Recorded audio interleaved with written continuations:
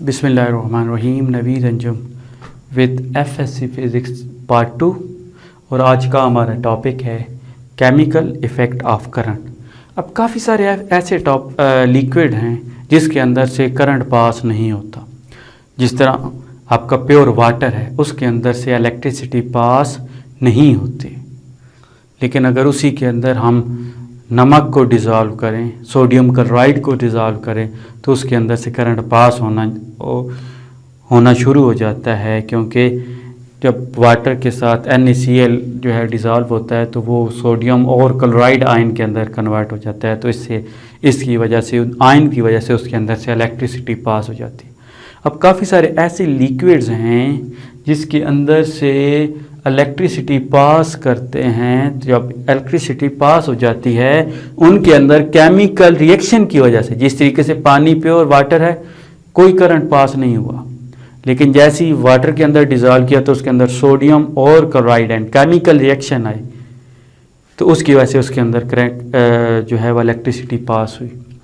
तो अब ये जो प्रोसेस है उसको हम इलेक्ट्रोलिसिस कहते हैं। तो अब काफ़ी सारे ऐसे लिक्विड हैं, certain liquid conduct electricity due to some chemical reaction take place in them. ठीक है, तो उनके अंदर केमिकल रिएक्शन की वजह से उसके अंदर से इलेक्ट्रिसिटी पास होती है। अब ये जो सारा प्रोसेस है, जिस प्रोसेस के अंदर उसके अंदर से इलेक्ट्रिसिटी पास हुई, उसको हम इलेक्ट्रोलिसिस कहते हैं। अब ये जो उनके अंदर केमिकल चेंजेस आती हैं उस प्रोसेस के अंदर, इलेक्ट्रोलिसिस प्रोसेस के अंदर, वो जो केमिकल चेंजेस हैं वो केमिकल इफ़ेक्ट ऑफ करंट की वजह से हैं।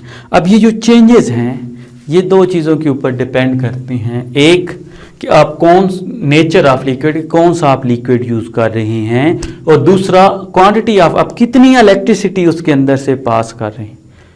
तो अब अगर इलेक्ट्रोलिसिस का प्रोसेस हम डिफ़ाइन करते हैं, अगर हमने पढ़ना है तो उसके लिए कुछ बेसिक डेफिनेशन हैं जिनका हमको पता होना चाहिए, बेसिक कंसेप्ट्स हैं जो हमको समझ। तो सबसे पहले उन टर्म्स को देखते हैं।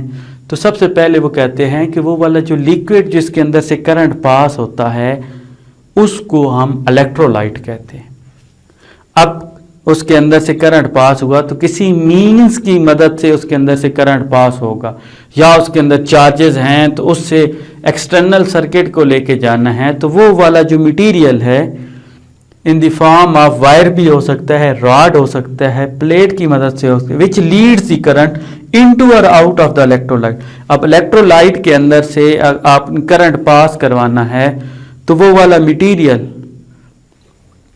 जो उसके अंदर से करंट पास करवाता है या उधर से एक्सटर्नल सर्किट की तरफ करंट को लेके जाता है, उसको हम इलेक्ट्रोड कहते हैं।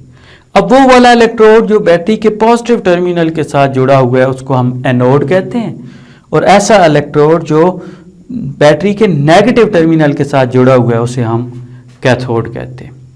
और ऐसी वेसल जिसके अंदर आपका इलेक्ट्रोलाइट भी मौजूद है और दोनों इलेक्ट्रोड्स भी मौजूद हैं, तो उसको हम वोल्टामीटर कहते हैं। तो चलते हैं अब इलेक्ट्रोलिसिस ऑफ कॉपर सल्फेट। अब ये कॉपर सल्फेट जो है वो डाइल्यूट फॉर्म में। अब डाइल्यूट कॉपर सल्फेट क्या है कि कॉपर सल्फेट के अंदर जब हम थोड़ा सा पानी ऐड करते हैं, वाटर ऐड करते हैं, तो वो डिज़ोल्व हो जाता है आयंस में। तो उसके अंदर दो आयंस बन जाते हैं, एक कॉपर आयंस हो जाता है और एक सल्फेट आयन हो। तो इसे डाइल्यूट किया तो उसके अंदर कॉपर आयंस बन गए और सल्फेट आयन बन गए।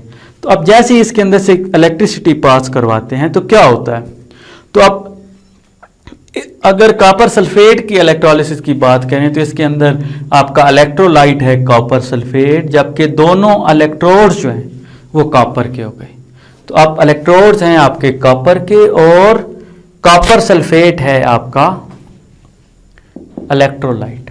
तो अब होता क्या है कि जैसे ही कैथोड के ऊपर क्या हो रहा है, कैथोड के ऊपर नेगेटिव चार्ज मौजूद है। अब वो क्या करता है कि इलेक्ट्रोलाइट के जो अंदर पॉजिटिव चार्ज है, आयंस हैं, कॉपर आयंस, उसको अपनी तरफ अट्रैक्ट करता है। अब आपको पता है कि जो अनलाइक चार्जेस हैं वो एक दूसरे को अट्रैक्ट करते हैं। तो जैसे ही वो अट्रैक्ट करता है तो उसके ऊपर क्या करता है कि वो कॉपर आयंस जो है वो दो इलेक्ट्रॉन कैथोड से लेके कॉपर के एटम बन जाते हैं जो जाके उसके ऊपर डिपॉजिट हो जाते हैं एट कैथोड। अब उसके ऊपर सल्फेट आयन बच के, अब वो क्या करते हैं कि सल्फेट आयन अट्रैक्ट होते हैं टुवर्ड्स एनोड। अब वो क्या करते हैं कि एनोड से कॉपर के आयंस को अट्रैक्ट करते हैं और क्या करते हैं कि उसके साथ मिला के कॉपर आयन जो है वो सल्फेट आयंस के साथ मिलके कॉपर सल्फेट सॉल्यूशन बन जाते हैं। तो अब क्या किया कि एक कॉपर आयन कैथोड के ऊपर डिपॉजिट हुआ और सल्फेट ने इधर से एक कॉपर आयन लेके कॉपर सल्फेट वो दोबारा सॉल्यूशन में चला गया। तो कॉपर सल्फेट था, उसके अंदर दो आयंस बने, कॉपर आयंस और सल्फेट आयन। अब कॉपर क्या हुआ कि कैथोड के साथ रिएक्ट करके कैथोड वाली प्लेट के ऊपर डिपॉजिट हो गया, लेकिन सल्फेट ने एक कॉपर एनोड की प्लेट से लेके कॉपर सल्फेट आया। तो इसका मतलब यह होगा कि जो सॉल्यूशन के अंदर कॉपर सल्फेट था वो दोबारा उसके अंदर वापस आ गया। तो इसका मतलब जो इलेक्ट्रोलाइट है उसकी डेंसिटी के ऊपर फर्क नहीं पड़ेगा, क्योंकि एक कॉपर उसने क्या किया कैथोड को दिया और वही कॉपर जो है वो सल्फेट ने दोबारा एनोड से वही कॉपर कर के कॉपर सल्फेट दोबारा से बन गया। तो इसका मतलब ये हो गया कि इसके अंदर इलेक्ट्रोलाइट की डेंसिटी आपकी चेंज नहीं हो रही। तो अब अगर इसकी बात करें तो क्या हुआ कि इधर से कॉपर एक एक करके ख़त्म हो रहा है और उसके ऊपर डिपॉजिट हो रहा है। तो अब ये जो प्रोसेस है इसको हम इलेक्ट्रोप्लेटिंग कहते हैं। अब इलेक्ट्रोप्लेटिंग एक ऐसा प्रोसेस है जिसके अंदर एक जो एक्सपेंसिव मेटल है उसको कोटिंग करते हैं एक चीप मेटल के ऊपर, इसी को हम इलेक्ट्रोप्लेटिंग का प्रोसेस कहते हैं। तो मोस्टली आप ये बात सुनते हैं कि इसकी फॉर एग्जांपल इस वॉच के ऊपर सोने का पानी चढ़ा हुआ है। अब वो जो सोने का पानी का चढ़ाना है वो इलेक्ट्रोलिसिस की मदद से ही मुमकिन है कि एक चीप मटेरियल है उसके ऊपर इलेक्ट्रोप्लेटिंग की मदद से गोल्ड की प्लेटिंग कर दी और उसको फिर हम आम ज़बान में कहते हैं कि इसके ऊपर सोने का पानी चढ़ा हो। तो आज के लिए इतना ही, नेक्स्ट लेक्चर में हम जल्द ही हाजिर होंगे, तब तक के लिए अल्लाह हाफिज़।